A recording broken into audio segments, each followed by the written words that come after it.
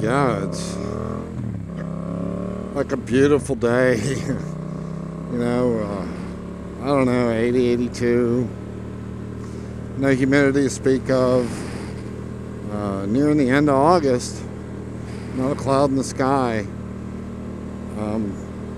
But the end of August, like summer's almost over. And so, where did it go?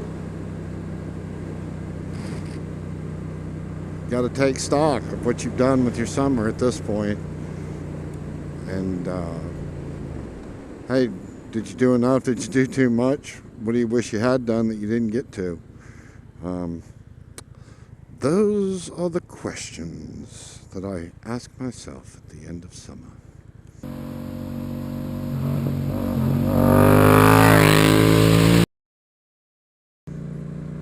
So, hey guys, I have been away for a few weeks and had a few things going on.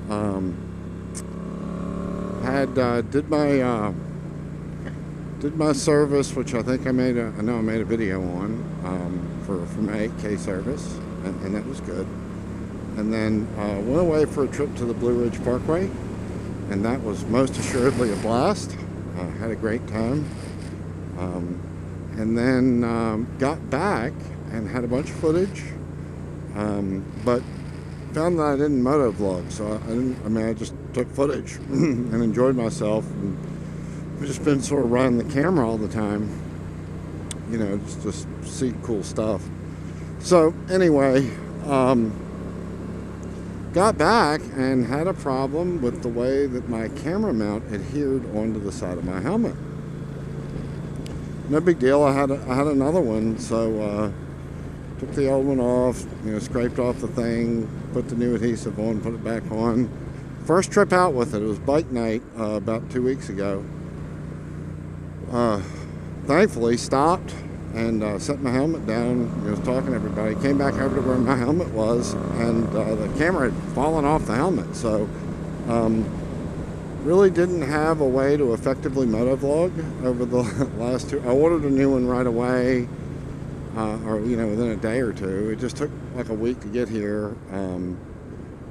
So anyway, just got it on, installed, and I sort of made sure I went to the spot where I was adhering both the plastic part that the camera attaches to and the helmet itself. Took some isopropyl alcohol to them, got a surface good prep. It appears to be solid at the moment, so I'm back. Sorry for my prolonged absence, but it is now at an end. So, what is on my mind today? I been riding this FC for a while, and those of you who watch my videos know, man, I just love this bike. It's awesome. It's light. It's a lot of fun to ride. It's my second bike, and I'm still a rookie, so it's not like I'm some sort of expert rider. So when people that have been riding for years and years and ride a super sport come up and tell me, well, there's a lot of limitations to that bike, and it usually centers around the suspension, and it's a fair issue to take with the FC7 as a bike that's MSRP is around 7.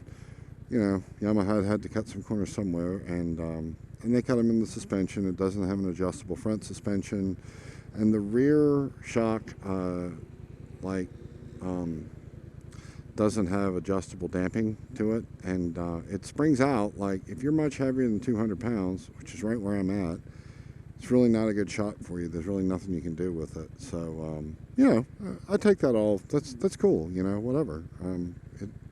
It's not meant to compete with the super sport, even though I find myself frequently doing so, because almost everyone I ride with, with the exception of Christian and Steve, who both coincidentally ride Buells, which aren't really super sports, but they're sporty. I mean, they're badass bikes, both of them.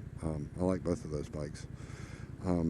Ride super sports, so that's what LaGertha here has to ride with, and she does just fine. So I'm very happy with her.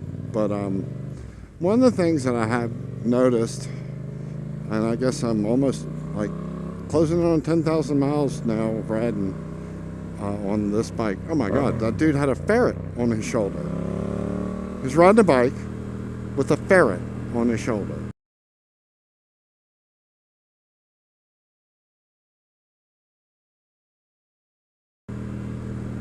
Okay, so anyway, is this bike does a great job of diving into turns. Okay, so when I come up, going to make a left-hand turn, I tilt the wheel, and baby, this bike just hammers in. You know, it loves to start a turn. But it was a little bit kind of not so great at finishing them. You get into the turn, you know, you're holding it, and you go to roll on the gas, and it would really sort of slide out. And so it was really limiting my exit speed coming out of turns. No big deal, you adjust. Yeah, and that's fine. But I read this pretty cool post that this guy on fco7.org had written about how the stock tire width of the FCO7 is, it's come stock with a 180/55 17-inch rear. And really, that's a big fat tire for a bike of this size, weight, and horsepower. And you know, some people tell you, well, bigger is better. Well, okay. But this guy's point was it's almost too wide and flat for this particular bike.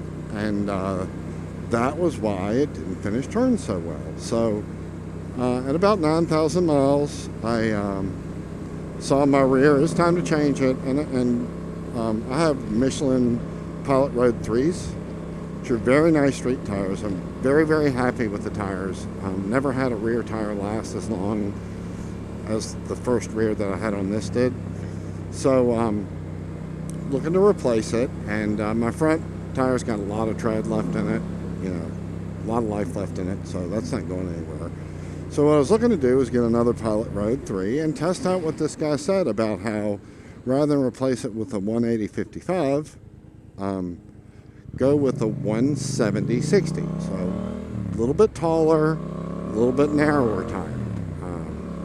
And he said he had done it on a similar bike.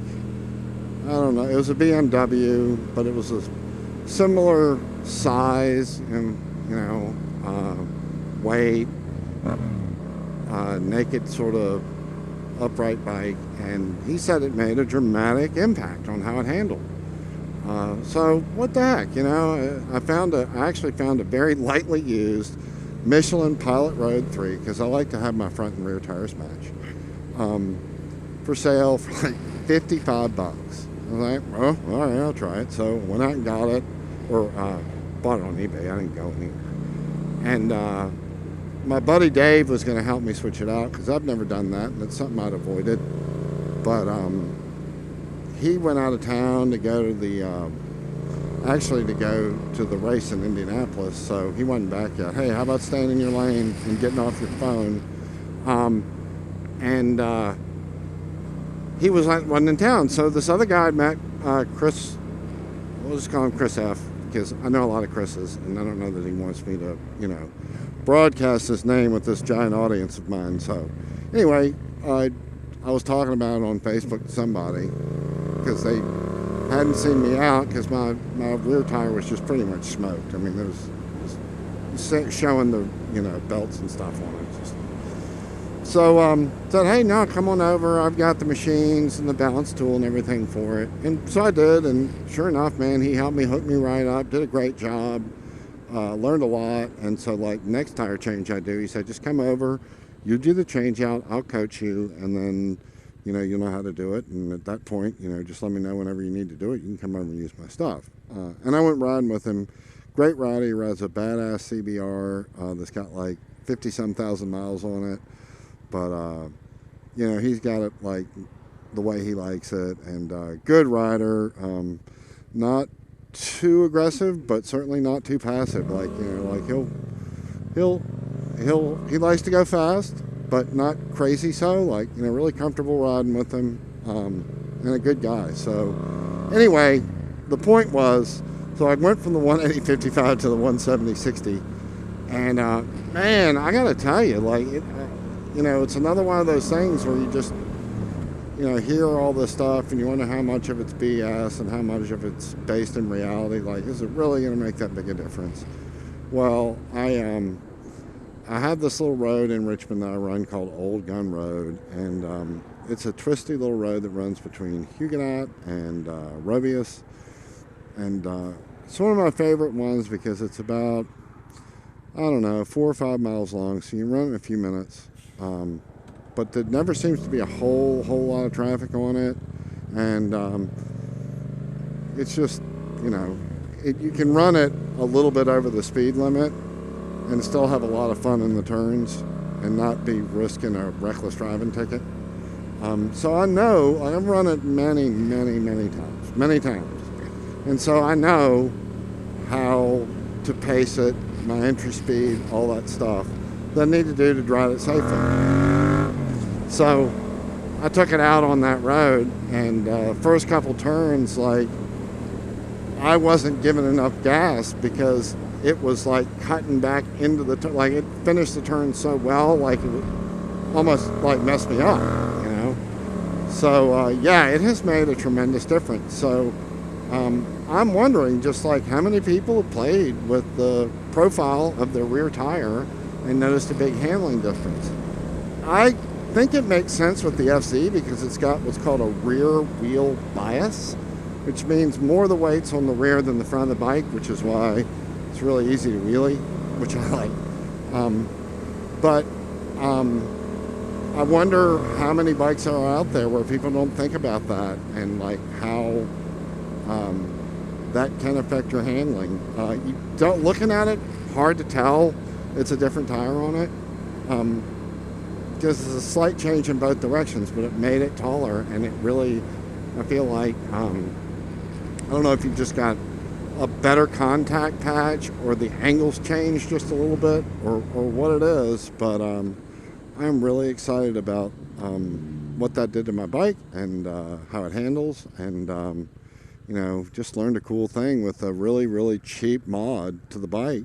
Really, it was a no-cost mod because it's, I needed a new tire, you know. So anyway, also, yeah, this and again, like the Michelin Pilot Road 3s, if you haven't, you got a bike that's pretty much on the street, not going to take it to the track. It's a dual compound, so it's got that hard center compound where you spend most of the time, but then the soft sides for when you're in the turns.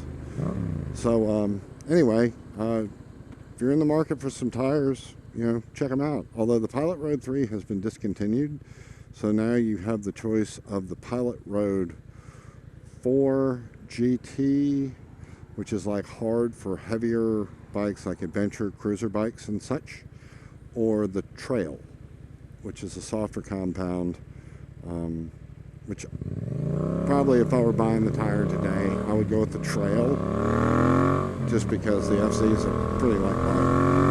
But anyway, yeah, so that's it. Good to be back. Good to be posting again. So I hope everybody is getting the most out of their last little bit of summer, because sooner or later, it's gone, and then it's like a fight to keep warm until next May. So anyway, that's it. See you around, guys. Bye.